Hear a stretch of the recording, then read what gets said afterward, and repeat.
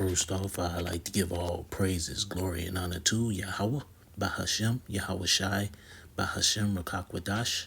Double honors to those elders and apostles out there from Great Millstone who teach and rule well. A lot of respect to you brothers out there on the highways and byways, preaching this truth around the four corners of the earth.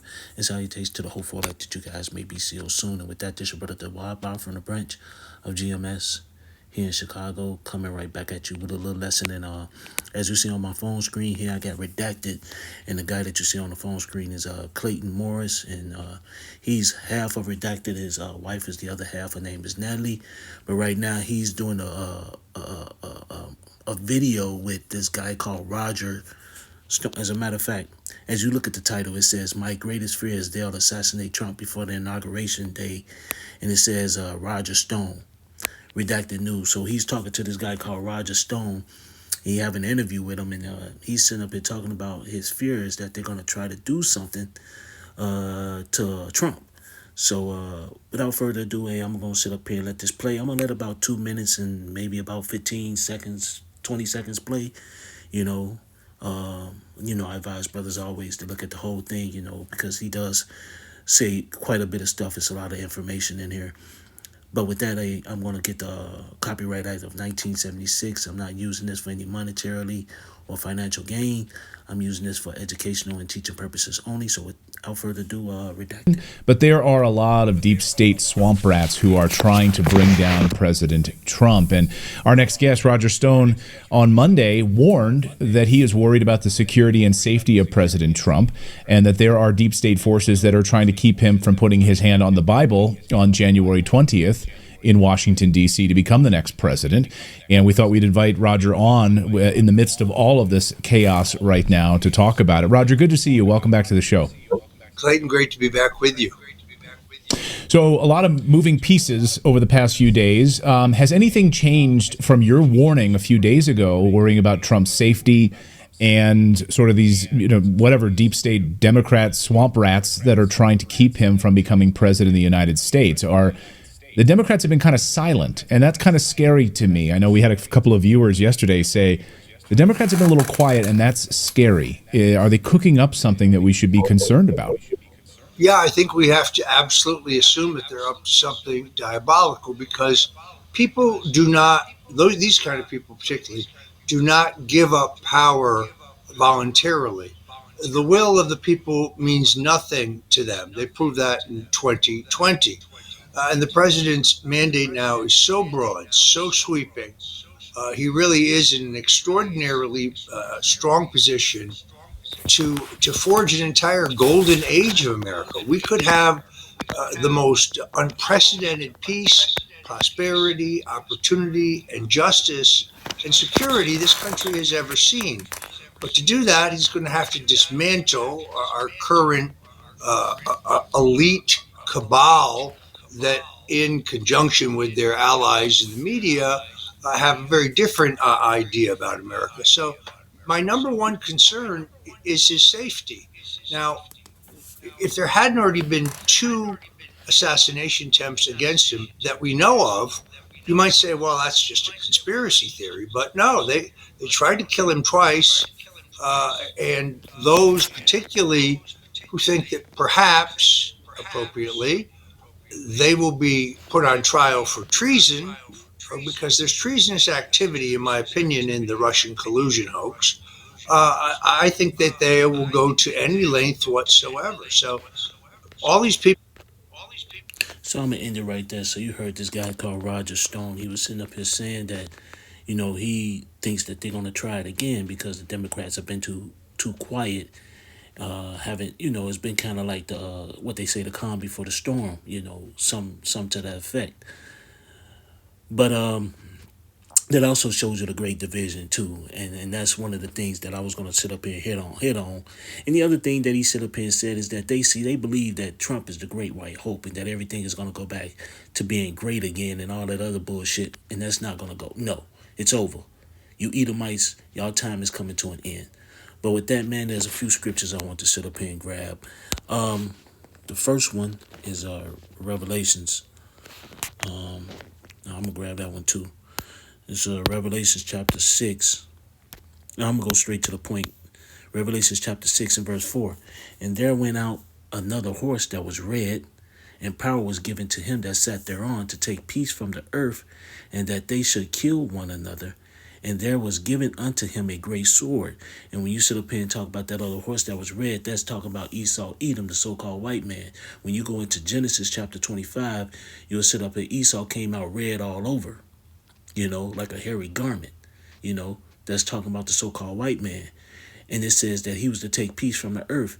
And ever since during the Roman time, these motherfuckers from the Caesars on, all the Caesars, to a certain degree, have killed each other, poisoned each other, and that's what these damn devils do. They take peace from the earth, and also they fucking kill each other, And just like it was back then, you got the same thing that's happening now. JFK. They can sit up here and say all the bullshit they want, but when you talk about JFK, when you talk about Abraham Lincoln, when you sit up here and talk about what they did with try to do with Ronald Reagan, and here it is now you talking about Trump. These motherfuckers have always sit up here, and even when you look at some of the these rich people, the brothers try to take out the other brother. These damn devils, man. If they not good to each other, what make you think they're gonna be good to your ass? Point blank, period. And then it says, and that they should kill one another. And there was given unto him a great sword. And when you go into that great sword, that's Genesis 27, he was given a great sword. That's how this damn devil gets down. The Heavenly Father blessed him with a carnal means, the sword. And the modern day sword is a gun. That's how these motherfuckers take over, rape, rob, and kill. They blessings are weapons, the sword. But with that, let me sit up here and go to this too. These motherfuckers, man. But their time is coming to an end.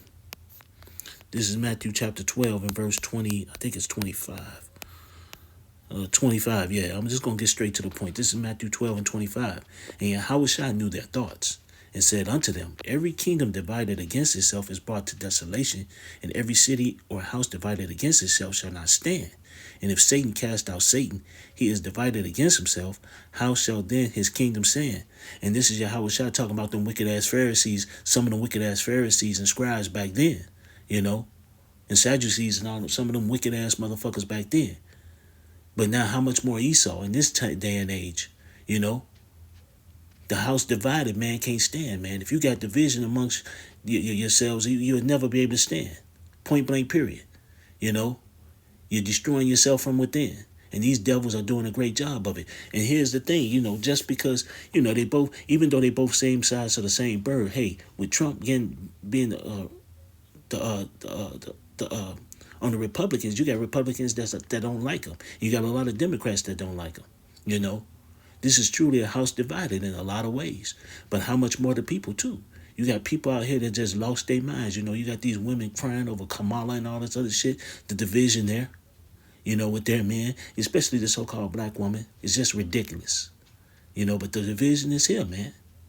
The division is here. But another point I want to sit up here and hit on, he sit up here and thinking that, they're going to come back into that greatness and shit, and all that other nonsense, that he hit on. And this is Psalms 49. This Psalms 49 and 11.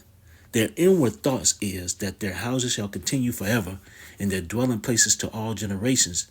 They call their lands after their own names. And this is what this motherfucker just sit up here and said. They think Trump is going to be the next, the great white hope that brings everything, gets America going again. Make America great again and all that other nonsense. No, that's not about to happen. America is going down. This place is slated for destruction. And it's not if it's going to happen, it's just when. Fuck this goddamn place. We tired of it. We tired of stupid Esau. We tired of the women being out of order. We tired of all this bullshit.